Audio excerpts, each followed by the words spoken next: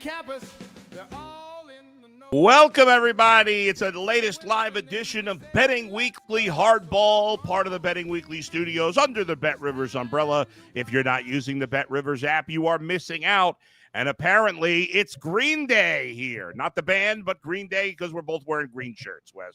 I don't know. I hope it's a Green Day for us both, right. To be honest with you.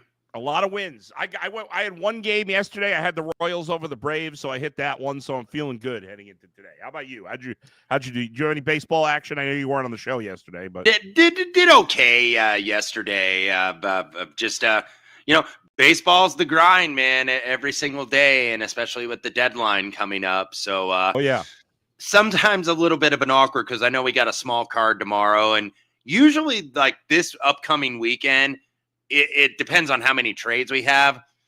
I get a little bit, more deliberate, I think, in terms of baseball. Maybe I'll have less plays that I would on a normal day card that first week after the deadline. Yeah, no doubt about it. You talk about baseball being a grind. You're 100% correct. I mean, it's just like baseball itself, where you can't live and die with every game, or at least you shouldn't. It's not realistic in baseball. It's the same thing with baseball betting. You're not going to win every day. There's too many days, and you're going to take some L's. The question is, can you get more W's than L's, and then you're doing fine. But and especially during the time of year, and I know Wes, as a professional bettor, you're putting a lot into all these picks. You're not just picking them off the top of your head, but there's even more to think about because you got to consider, and there's no way to know for sure. But this time of the year, when you're betting on a team or if you're betting a prop on a player, you have to consider, like, what's going through that guy's head right now. You mentioned Ryan O'Hearn before he went on the air. Like, what's that guy thinking about? He knows there's a good chance he's going to get traded in the next 28 hours. And what's Stephen Kwan thinking right now? How much do these things affect you betting on a player or a team? It's a big factor, I think, but it's a hard to quantify factor today and tomorrow. Yeah, some of these teams are absolutely selling off. You mentioned one of them that are in action today, the Baltimore Orioles. I thought they had a doubleheader, by the way, in the Orioles Blue Jays there at Camden Yards. And you had a player get traded to the opposing team in the middle of the doubleheader. And that was Dominguez got traded to the Jays and actually pitched in the second game. So the Orioles, one of these teams, O'Hearn, who we mentioned, who did hit a home run in his first at bat today in the first inning. Mullins, probably a couple guys getting traded from the Orioles. You mentioned the Guardians. If Kwan's going to go, we know.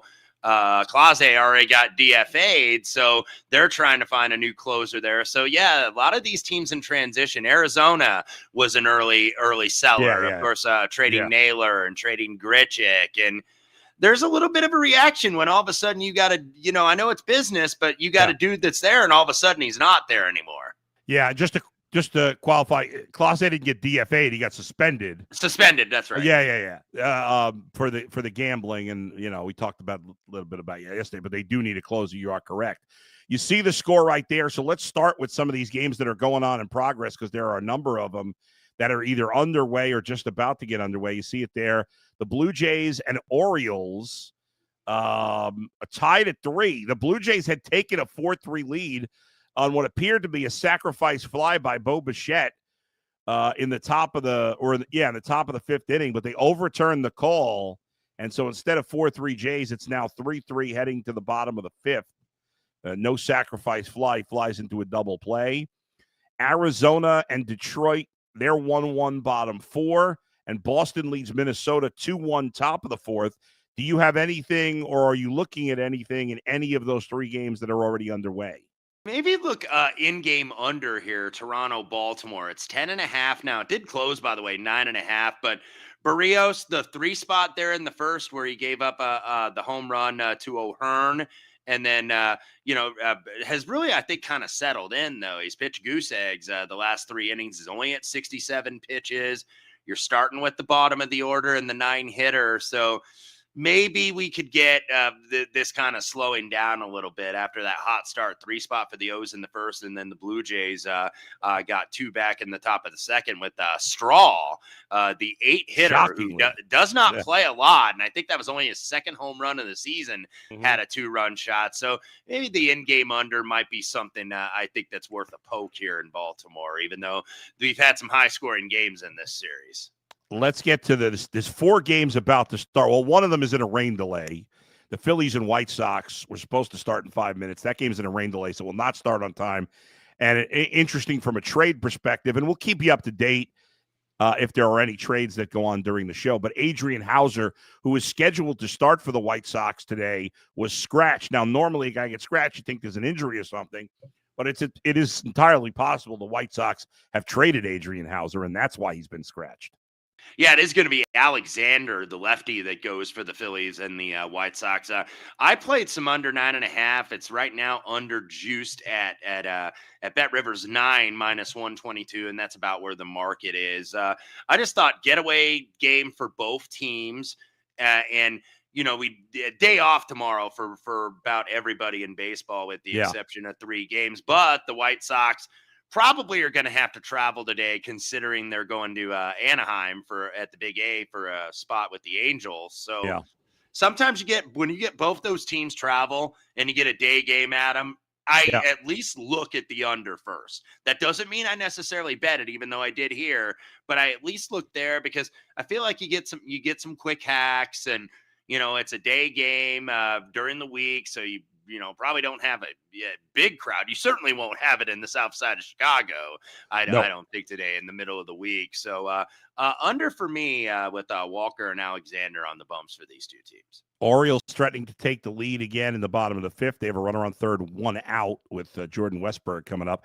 One thing to keep in mind, I mentioned Boston leading Minnesota. That's a 2-1 game in the top of the 4th, and the Red Sox have them at the corners with 2 outs.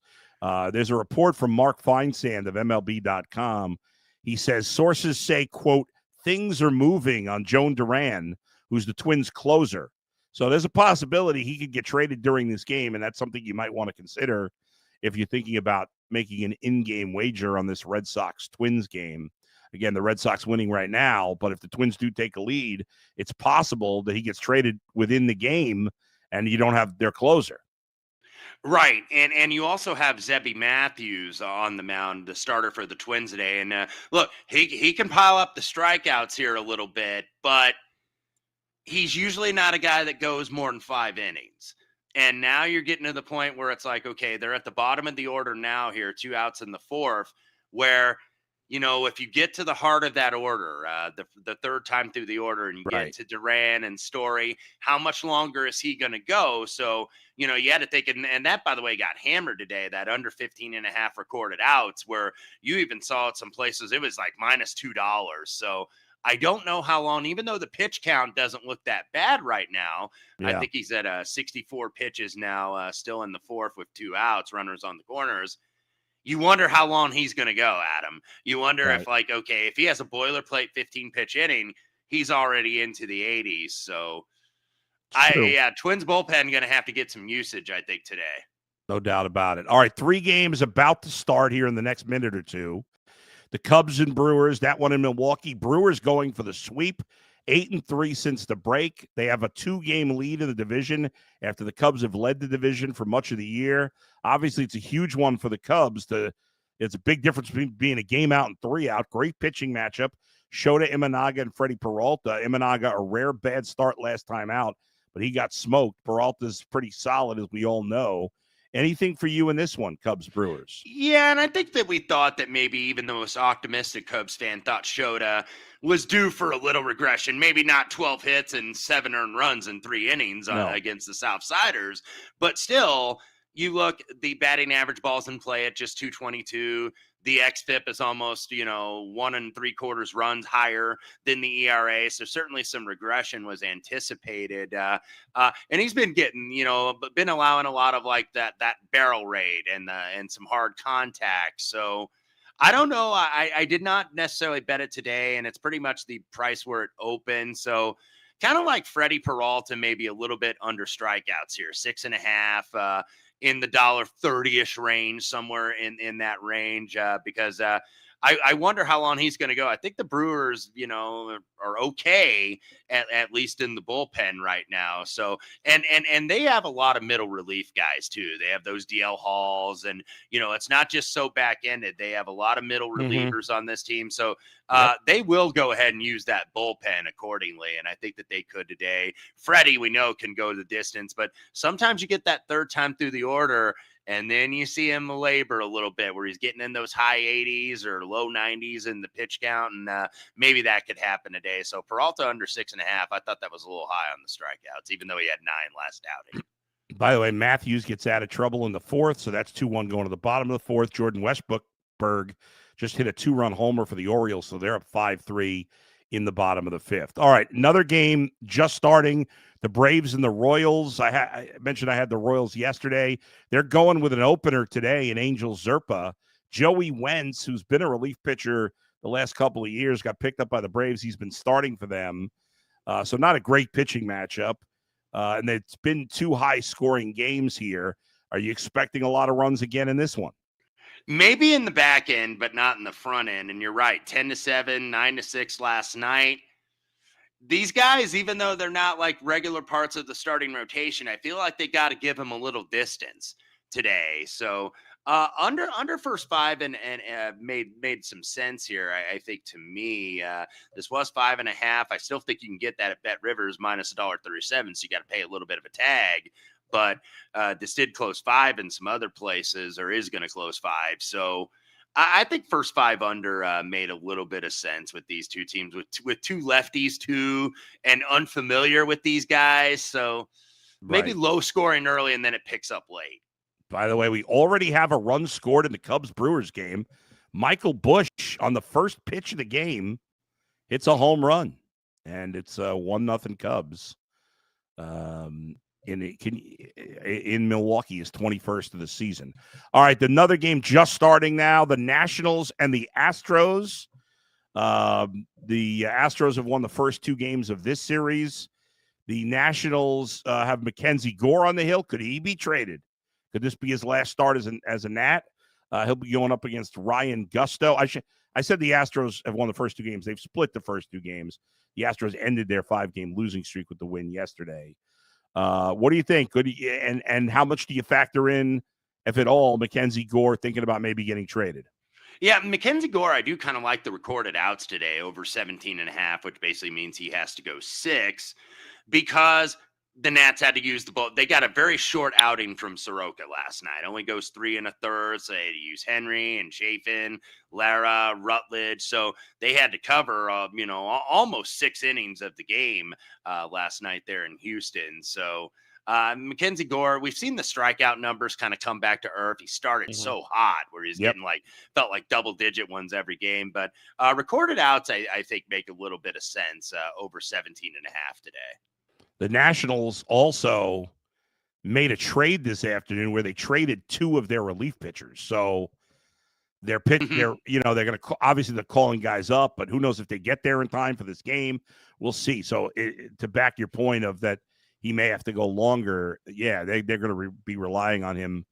Garcia, by the way, goes to the Angels in one of those deals. Yeah, so, well, it's the same deal. Chafin and Garcia both go to the Angels. Okay, they both were in the deal. Okay, now I'm just seeing that as the Angels 53 and 55, so 2 games under 500. I don't know if this is just our bullpen's been beat up, we got to get some kind of fresh arms in here, or if they think, okay, we're still, we're within striking distance, certainly, of Seattle and Texas for second place in the division. And, if the wild card, if they think they're in it, because some of these teams that have winning records, it's like, okay, they sell off. They're like, we're out of it. And then you have some of these teams that kind of think they're still in it, maybe like the Angels. 2 games under 500 as they host the Rangers tonight in the Big A. It's a little hard to predict what the Angels are going to do. They're a weird team. They do weird things. They are, yes. So it doesn't shock me that they're trying. But, they're buyers, but it wasn't they got 2, middle relievers, essentially. So, who knows what they're going to do here. They're hard to predict.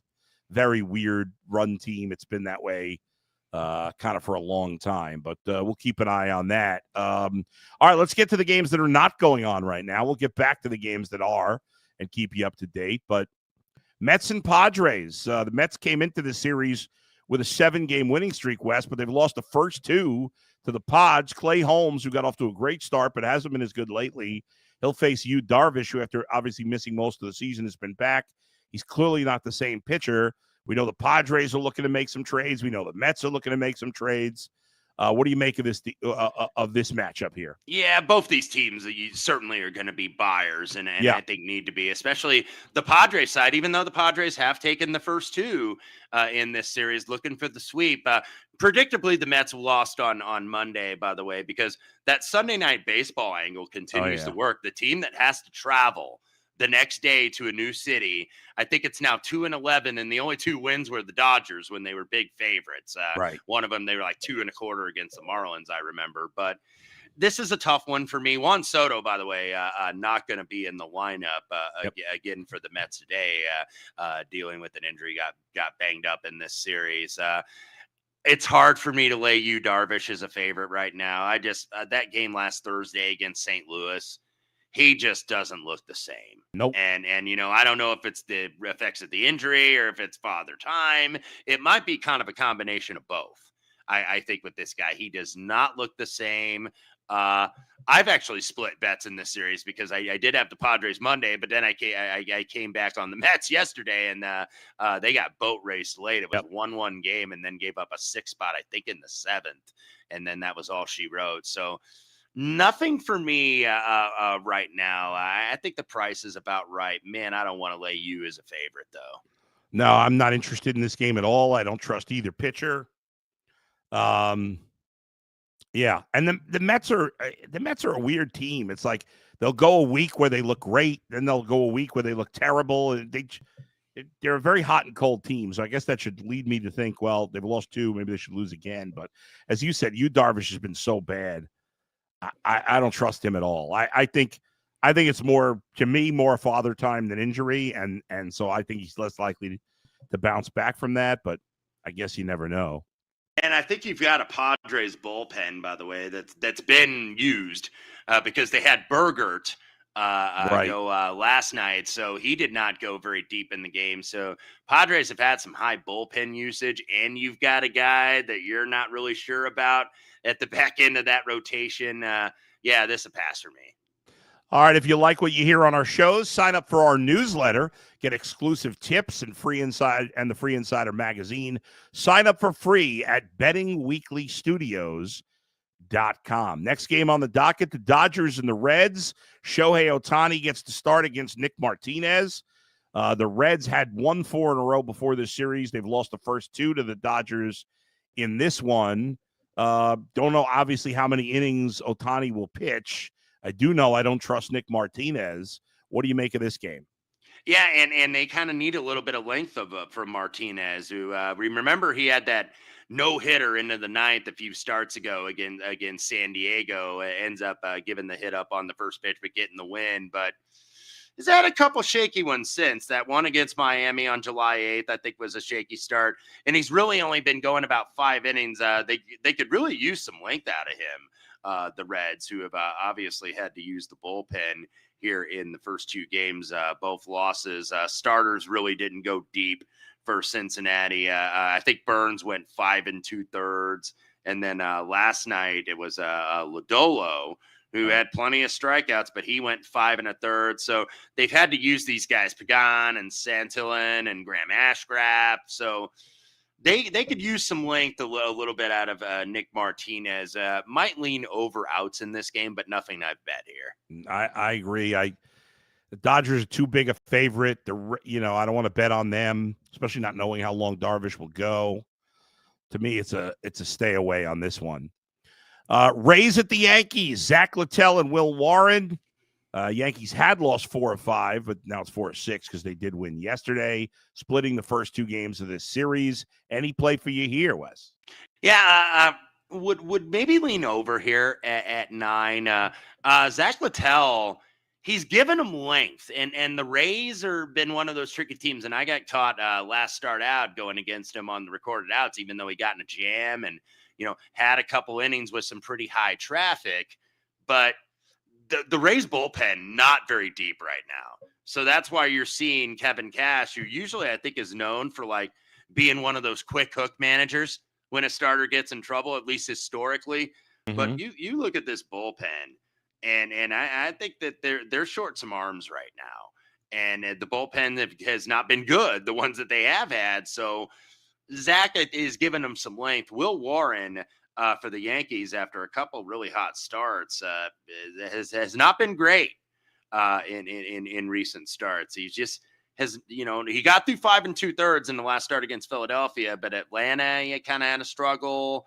At Toronto, he had a struggle. He is back at the stadium where he has pitched a little bit better. So small lean to the over for me at 9. Yeah, he has been a pitcher who, this month he's been solid at home, but and terrible on the road. So is that just a coincidence based on who they're playing? Sometimes that could be the case in a small sample size. All right, let's go through the rest of the games that we have not talked about yet today. We'll quickly hit on the rest of the action. We got the Pirates and Giants coming around in about an hour and a half. Mike Burrows and Logan Webb. Anything? The Giants have not been playing well, obviously. No, they haven't. Pittsburgh, a nice underdog win last night, and they got it late. It wasn't like they rocked Verlander necessarily, even though Verlander only goes 5. Like, they put him out, I think 17 and a half recorded outs yesterday. I was like, that's way too high. Verlander doesn't get those quick outs anymore. Nope. You notice he gets like, a lot of 6-7 pitch at bats. And those really add up if you get into a jam. So the first thing I like to look at with San Francisco, obviously, when Logan Webb is pitching, are his props. But I think everybody else does too, because you always see some taxes here. The strikeouts I'm seeing under 6.5. That would be a little bit of a lean for me. I think 6.5 is a lot, because Logan Webb can like get you length in most of his starts without striking guys out. Like, he'll get some ground balls. He's a very good location guy. So he will sometimes have a lot of strikeouts, and sometimes he'll be a pitch to contact. It's usually one or the other. 18.5 is the over, I believe, right now, are the recorded outs. And the Pirates, we know, really struggle at the plate. This is one of the worst hitting teams in the league. They have been all year. If you bet overs on this team in their games, it's very frustrating, because they will look like they're right there, and then you'll see goose egg, and a lot of ground and double plays. So lean a little bit Logan Webb, though, under 6.5 strikeouts, because I think the Pirates have been, because they've been scuffling, they've been really aggressive at the plate. So that means you get a lot of quick outs. And Logan Webb can do that, where, he'll have that, 3 up, 3 down inning where there's like 8 or 9 pitches. And that gives you length right there. When you get at least just one of those innings, and maybe even 2, then you're golden usually on this one, even when he goes third time through the order. So would lean Logan Webb, though, under strikeouts at 6.5. Not an exciting game to watch, but the Rockies and Guardians at 6:40 tonight. Kyle Freeland and Colby Allard. Man, you got to be desperate to watch baseball if that's the only game you have on the docket, and you get stuck watching that one. I don't know what to do with this game. I really don't know what to. I know what to do with the Rockies is either play against them or pass more often than not. So I don't bet a lot of Rockies game. I have this discussion with Doug all the time. Doug kind of likes to be the bully on a team that's really struggling, and know that might work for him. Sometimes I like to stay away, because I'm like, man, I just can't do it, even if the price is right. And we do see sharps, because sharp bettors are going to come in on bad teams, because it's like, okay, the price is too high.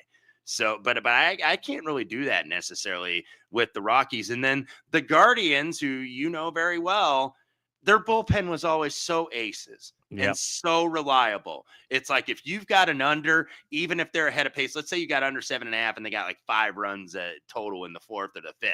You still felt you were good, even though the odds were against you because of this bullpen. Now you don't. Who was the guy? It was Cade Smith that they tried the other night against the Rockies as the closer. That did not work out. Do they try out Herron? I've got some reluctancy to do anything with the Guardians with the shape this bullpen is in. No, I don't trust it right now. I'm with you. I think they'll stick with Cade Smith for now, but I don't feel good about anything with the Guardians. To me, that's a definite stay away. Is that game? The Marlins and the Cardinals, 7:45 Eastern. Cal Quantrill and Miles Michaelis. I guess both guys could possibly be traded, although neither guy's pitching particularly well. Two teams that are, I was going to say two teams under 500, but the Cardinals are actually one game over. Anything for you in this game?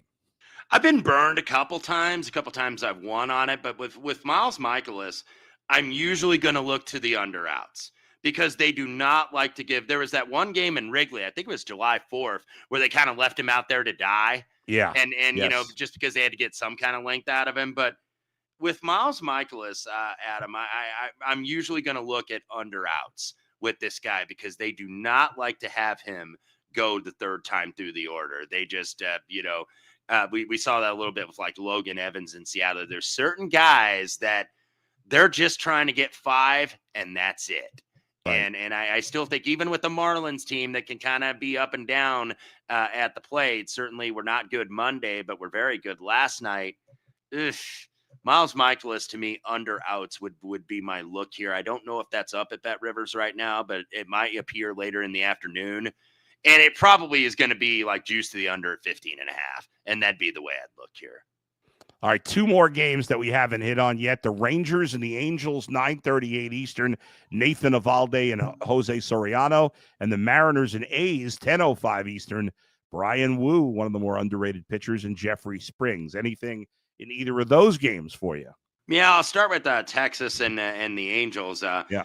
We talked about the bullpen. Obviously, the Angels made the trade to get 2 arms, to get Luis Garcia and also to get Andrew Chafin. So clearly that bullpen is hurting. So What would you want to do if you're looking at a pitcher prop? You probably want to see if Jose Soriano is going to get a little bit longer of a leash tonight. And I think the market, the books have already caught up 17.5.